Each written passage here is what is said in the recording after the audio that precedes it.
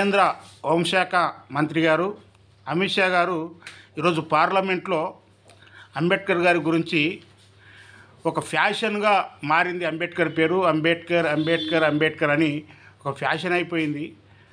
అంబేద్కర్ను తలుసుకునే కన్నా ఆ భగవంతుని పేరు జపిస్తే 7 జన్మల వరకు స్వర్గలోకంలో ఉండొచ్చు అని చెప్పేసి అని మాట్లాడతాడు ఆయన.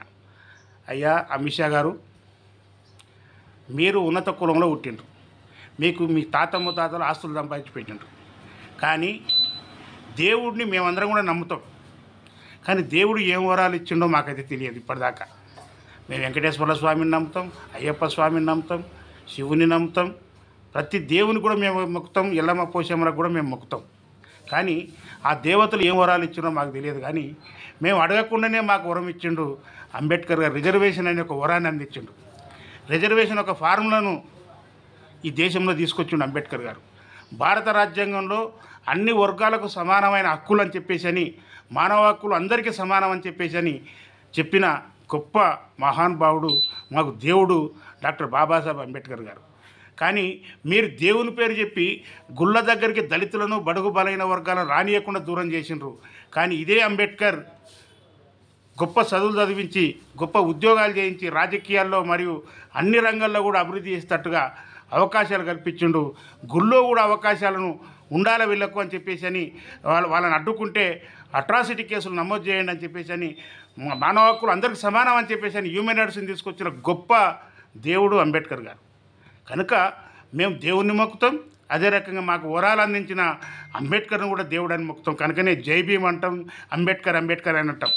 నీవు నీ కుచిత గుణాన్ని చూపెట్టుకున్నావు అమిత్ షా గారు.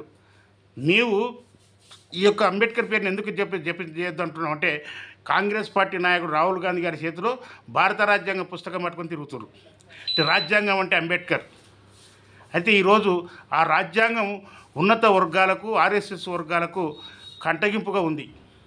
ఎందుకంటే ఆర్ఎస్ఎస్ మనధర్మ సూత్రాలు కానీ అమలైతే కర్మ సిద్ధాంతం ముందుకు వస్తుంది. దళిత వర్గాలను, పీడిత వర్గాలను, మహిళలను మొత్తం హీనాతీహీనంగా చేస్తారు, ఎక్కడిదక్కడ అణిచిపడేస్తారు. అణిచిపడేయమని మనధర్మశాస్త్రం చెప్తుంది. కనుకనే మనధర్మశాస్త్రాన్ని నువ్వు నమ్ముతావు. కానీ అంబేద్కర్ అందరికీ సమానం, అందరి మనుషులు, పురుషులు, మహిళలు అందరూ కూడా సమానమైన హక్కులతో జీవించాలని చెప్పినోడు అంబేద్కర్. కనుకనే ఈ యొక్క సభ్య సమాజానికి భగవంతుడు లాంటోడు డాక్టర్ బాబాసాహెబ్ అంబేద్కర్. ఈ నిజాన్ని తెలుసుకో అమిత్ షా, లేకపోతే నిన్ను ఖచ్చితంగా తరిమి కొడతారు. గుర్తుపెట్టుకో ఈ సభ్య సమాజం మొత్తం అని చెప్పేసి అని విజ్ఞప్తి చేస్తున్నా. అసలైన తొలి వెలుగు. ఫాలో వాట్సాప్ @తొలి వెలుగు official.